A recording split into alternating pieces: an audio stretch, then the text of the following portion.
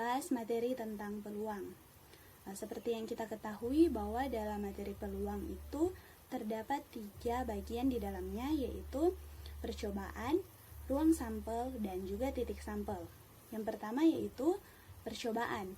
Percobaan atau kejadian yaitu suatu kegiatan yang dapat memberikan beberapa kemungkinan. Contohnya seperti pelemparan dadu dan melemparkan koin dan lain-lain. Yang kedua yaitu ruang sampel.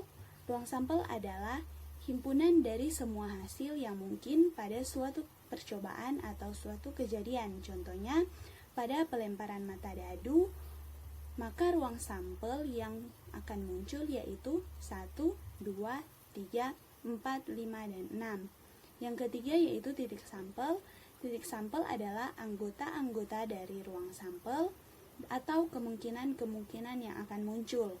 Contohnya yaitu pada pelemparan mata dadu, maka titik sampel yang muncul yaitu 1, 2, 3, 4, 5, dan 6.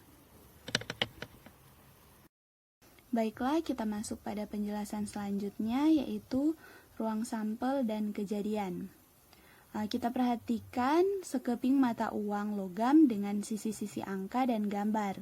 Seperti yang ada pada slide ini, sisi angka dilambangkan dengan A dan sisi gambar dilambangkan dengan G. Maka ruang sampel S sama dengan A, G. Titik sampelnya yaitu A dan G, maka jumlah S sama dengan 2. Kejadian sama dengan 1, kejadian muncul sisi angka, dan yang kedua kejadian muncul sisi gambar. Selanjutnya kita perhatikan pelemparan sebuah dadu berisi 6. Kemungkinan yang akan muncul yaitu angka 1, angka 2, angka 3, angka 4, angka 5, dan angka 6. Maka ruang sampelnya yaitu 1, 2, 3, 4, 5, dan 6. Kemudian titik sampelnya yaitu 1, 2, 3, 4, 5, dan 6. Maka jumlah titik sampelnya yaitu 6. Kemudian kejadiannya yaitu yang pertama, kejadian muncul sisi angka 1, yang kedua, kejadian muncul sisi angka 2, yang ketiga, kejadian muncul sisi angka ketiga, dan seterusnya sampai ke kejadian yang ke-6. Selanjutnya, pengertian ruang sampel dan kejadian. Ruang sampel adalah kumpulan dari semua hasil mungkin dari suatu percobaan. Yang kemudian kejadian, beberapa elemen atau hasil dari ruang sampel yang sedang diamati.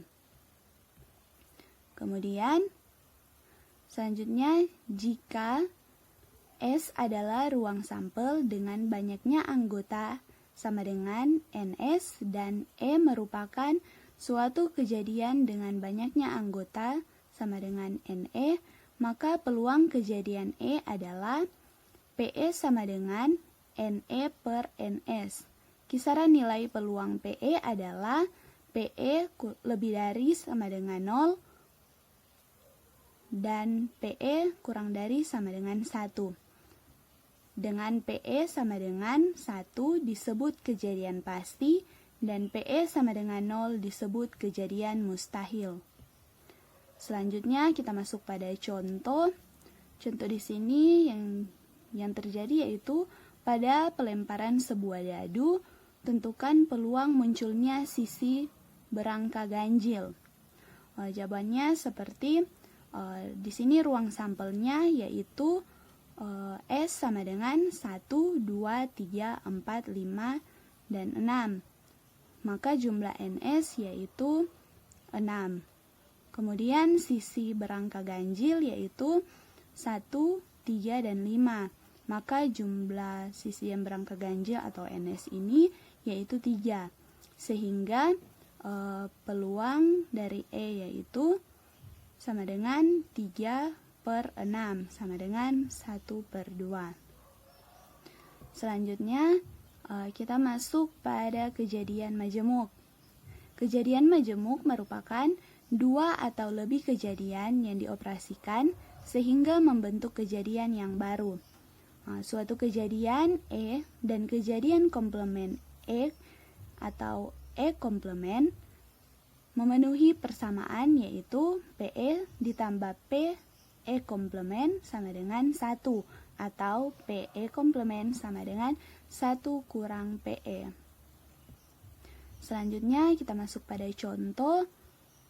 Dari seperangkat kartu remi atau bridge diambil secara acak 1 lembar kartu, tentukan peluang terambilnya kartu bukan as. Jawabannya yaitu banyaknya kartu atau jumlah NS sama dengan 52, banyaknya kartu as yaitu NE sama dengan 4. Kemudian kita gunakan rumus menjadi PE sama dengan 4/52 sama dengan 1/13. Maka peluang bukan AS yaitu PE komplement sama dengan 1 dikurang PE menjadi 1 dikurang 1/13 sama dengan 12/13. Selanjutnya penjumlahan peluang. Penjumlahan peluang di sini dua kejadian A dan B saling lepas jika tidak ada satupun elemen A sama dengan elemen B. Untuk dua kejadian saling lepas, peluang salah satu A dan B terjadi ditulis P A gabung B menjadi PA gabung B sama dengan PA ditambah PB. Kemudian jika A dan B tidak saling lepas, maka PA gabung B dikurang PA tambah PB dikurang PA iris B. Selanjutnya, kita masuk pada contoh peluang kejadian saling lepas. Sebuah dadu merah dan sebuah dadu putih dilempar bersamaan 1 kali. Tentukan peluang munculnya mata dadu berjumlah 3 atau 10. Jawabannya kita perhatikan pada tabel yang ada di sini. Untuk sisi yang di atas kita katakan bahwa mata dadu warna merah, dan untuk sisi yang di kiri ini kita buat mata dadu berwarna putih. Kemudian kejadian mata dadu berjumlah 3 yang warna kuning yaitu A sama dengan 1,2, 2,1 dan jumlahnya yaitu 2, seperti yang ada pada tabel di dalam ini yang sudah diwarnai kuning ini. Kemudian kejadian mata dadu berjumlah 10 yang berwarna biru, yaitu B sama dengan 6,4, 5,5, 4,6. Jadi jumlah B yaitu 3. Seperti yang ada pada tabel ini yang sudah saya warnai warna biru. 6,4, 5,5, dan 4,6.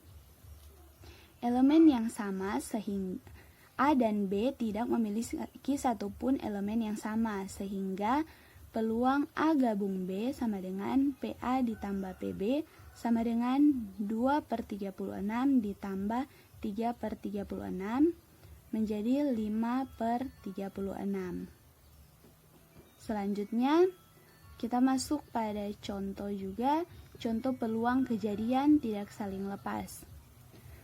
Di sini sebuah kartu diambil secara acak dari satu set kartu remi. Tentukan peluang bahwa yang terambil adalah kartu hati atau kartu bergambar kartu king, queen, dan jack. Jawabannya yaitu banyaknya kartu remi yaitu jumlahnya NS sama dengan 52 dan banyaknya kartu hati atau jumlah A sama dengan 13 dan banyaknya kartu bergambar atau NB sama dengan 3 kali 4 maka sama dengan 12. Kartu hati dan kartu bergambar dapat terjadi bersamaan, yaitu kartu king hati, queen hati, dan jack hati. sehingga A dan B tidak saling lepas. Maka jumlah A iris B sama dengan 3. Kemudian peluang terambil kartu hati atau bergambar adalah peluang A gabung B sama dengan peluang A ditambah peluang B dikurang peluang A iris B. Kemudian menjadi sama dengan 13/52 ditambah 12/52 dikurang 3/52 sama dengan 22/52 sama dengan 11/26. Maka hasil yang diperoleh peluang A gabung. Oke teman-teman, seperti itu video yang boleh saya bagikan kepada teman-teman. Semoga video ini dapat bermanfaat bagi kita semua dan bagi siapa saja yang melihat video ini. Terima kasih, bye-bye.